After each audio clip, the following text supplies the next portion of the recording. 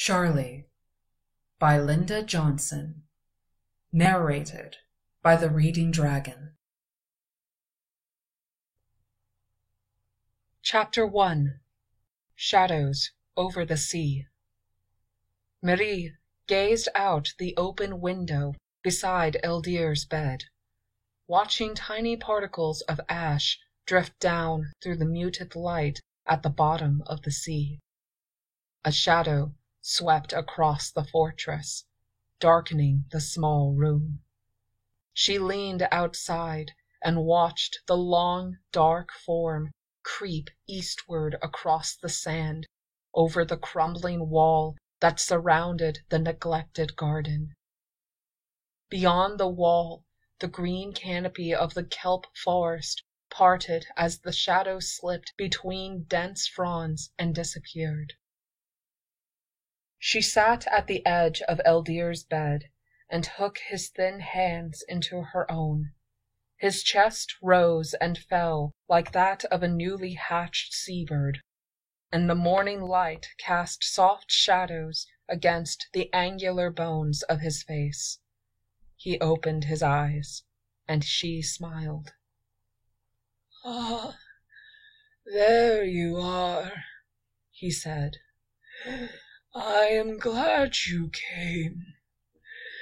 There is so much to tell you, Marina. So much you do not know." "I have the maps you made for me," she whispered, "and the prophecy."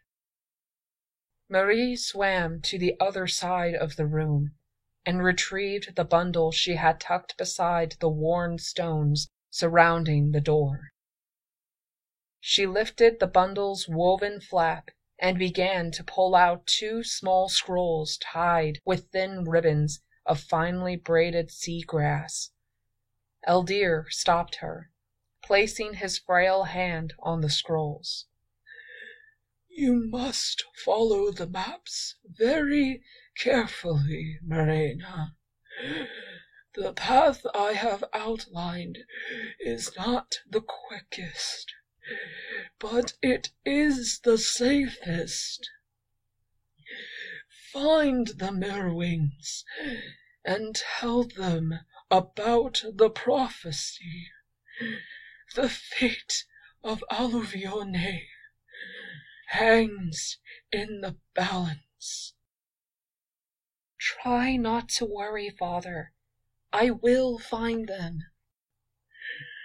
"The way will be dangerous." "I know." Eldir struggled to rise from his bed, but he was too weak, and his arms collapsed beneath him.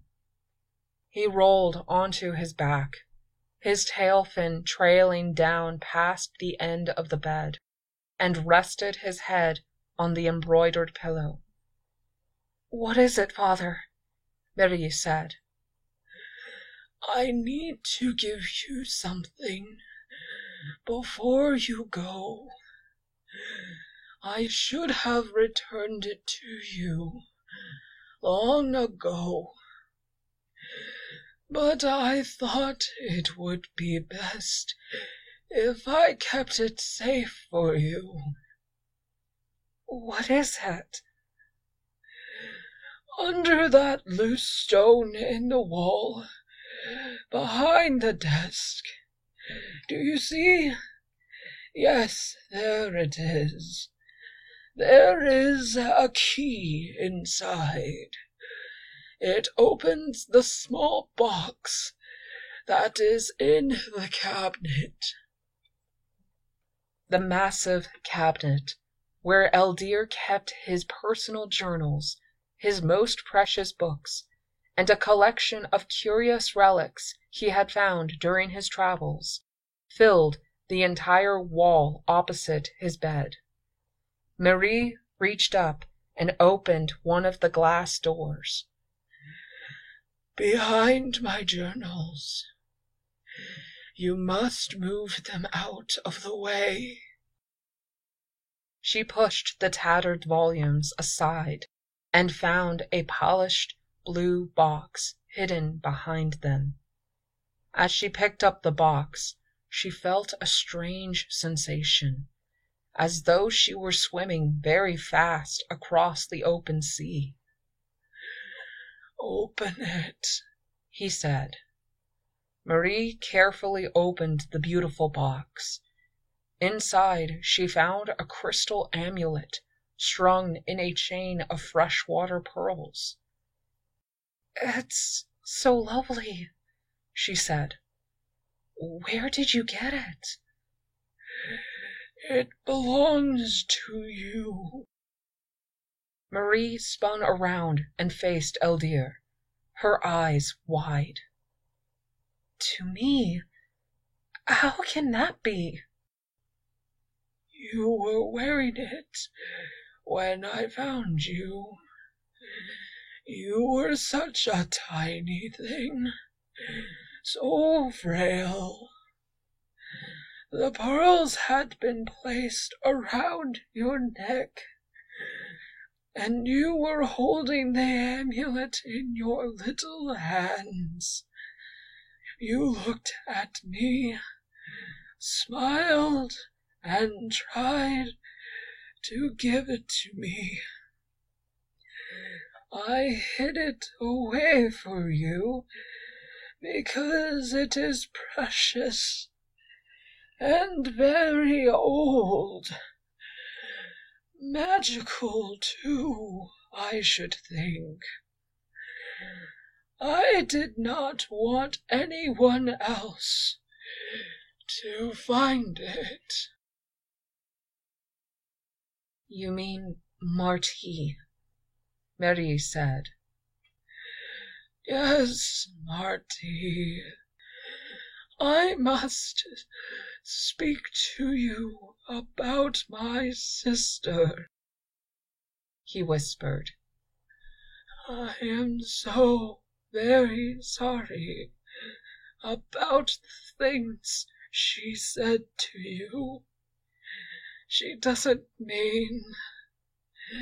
She couldn't possibly know." Shh. Marie pressed her fingers to his lips. "She'll take good care of you, and that's all that matters." Eldir touched the crystal amulet, and his eyes brightened for a moment. "It is time for the amulet to return to its true owner," he said. "Take care of it, Marina. It will be most useful to you on your journey. I am certain of it." Eldir closed his eyes. Marie held the box tightly, resting her trembling hands in her lap. Eldir was silent, and she realized he had fallen asleep. She had suppressed her tears all morning, since the moment she crept past Marti and entered his bedchamber, where she found him much worse than the previous day, more pale and gaunt, his voice ragged and thin, his breathing labored and shallow. Now that he was sleeping, her tears flowed freely into the surrounding water, each tear transformed into a tiny rainbow-hued fish that drifted to the cobbled floor, until a small school of them hovered about her flowing tail fin. She shooed them away with one hand, and they darted across the bedchamber, hiding behind a large table piled high with books and scrolls. Marie took the amulet out of its box and wound the strand of freshwater pearls around her long fingers. She watched Eldir anxiously, willing each labored breath, feeling powerless to help him and frightened of the dangerous journey that lay ahead. The illness had first robbed Eldir of his ability to swim about the great hall, so that he was confined to his bedchamber.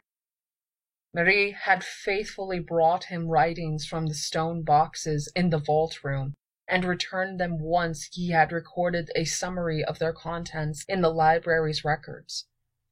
After a time, his hands shook so that he could no longer hold the etching tool. His voice had not yet failed him, so he dictated the words, and Marie recorded them for him, night after night, waiting until Marthe had gone to bed, working until they were both exhausted from the effort. Now, the disease was taking the very breath he needed to live. His lips were tinged with blue, and each word he spoke cost him a measure of his fading strength. He had less than a moonspan to live. They both knew this, though neither of them dared speak of it to the other. Marie swam to the heavy door and checked the latch. She knew that, if Marthe ever discovered she had entered his bedchamber during these last days of his life, the old mermaid would explode with fury and make good her threat to throw Marie out once and for all. "It no longer matters. I'm going to leave anyway," she thought. She understood why Marthe was so protective of Eldir. He was, after all, her younger brother, the only person in all of Alluvione for whom she truly cared. Marie wished Marthe knew how much she hated to disturb him, knowing sleep was the only respite from his suffering. But Eldir had summoned Marie, and she had obeyed. If their plan was to succeed, she must talk with him one last time. She returned to his bedside. Eldir opened his eyes and squeezed her hand. "We need more time, Marina. And yet there is no more time." She lifted his head. Marie stroked his cheek with one hand, supporting him with the other, and looked into his eyes. "The Merwings could not possibly know about the prophecy," he said. "When I found it in the chamber, hidden away for more than 200 generations, Marina.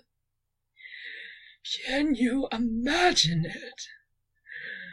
I could scarcely believe it myself.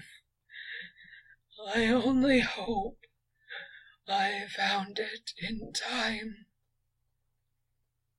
"Then you believe it's happening now?" she said. Eldir paused to catch his breath. "Yes, the Moodrolts have finally succeeded. They have stolen the crown. You have seen the shadows?" Marie nodded and glanced toward the window. "The orcas have sent word," Eldir said. "The ocean floor around their islands has begun to crack, and the molten stone is boiling from the bottom of the sea, just as the prophecy foretold." "Yes, but—" "And the sky. I have watched the light from my window. There were 2 days of darkness. Even though the sun has returned, the light dims more every day. It is written in the words of the prophecy. Since the creation of Alluvione, The crown has given us the blue light of the sky, the mist, and the rain. Now that the crown has been removed from its throne, the magical realm is fading. All that we have known, the beauty of Alluvione, the magic in her mist, the blue sky that lights both land and sea, will soon be gone forever. Marie saw a few of the rainbow fish peeking out from behind the table. She gave them a stern look, and they hurried back into the shadows. But even if the crown is found, won't the Moodroths try to steal it again? How can it ever be truly safe from them? She said. I have learned from the ancient texts and from the prophecy itself that there is another hidden power within the crown. It comes from the Eldir Magi, the old magic.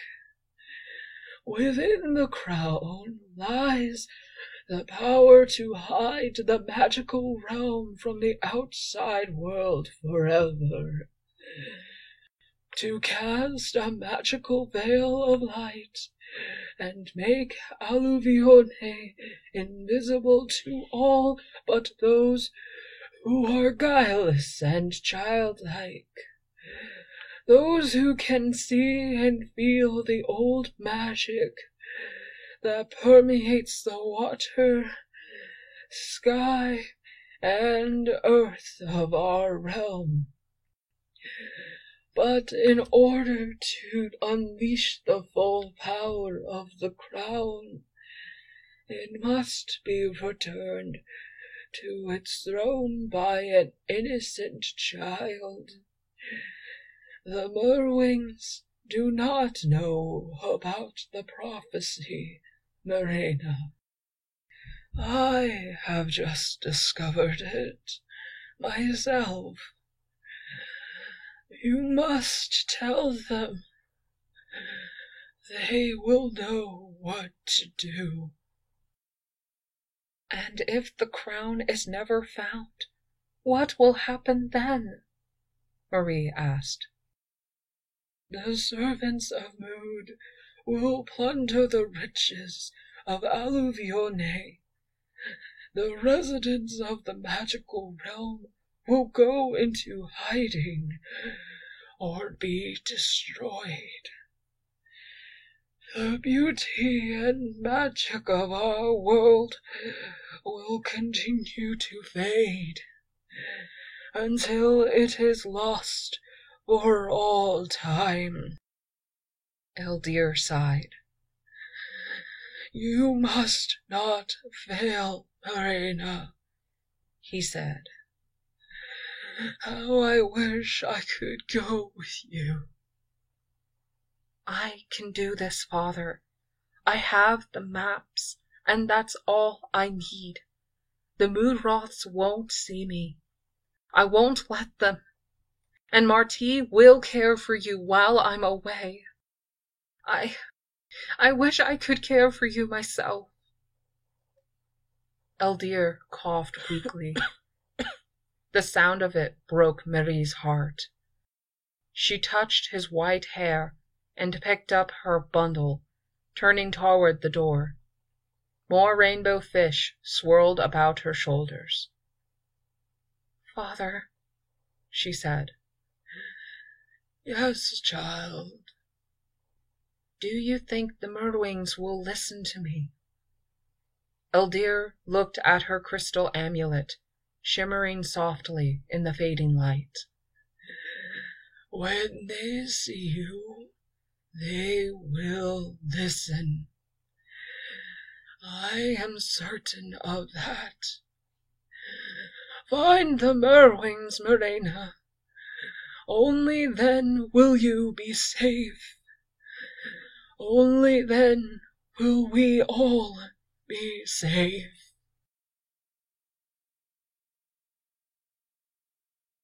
Thank you for listening to my narration of this story. If you like my narration and want to hear more, please hit that like button, subscribe, ring the notification bell, and follow me on Twitter at Ava2star so that you can be notified of when I post a new video. Thank you again for listening to The Reading Dragon.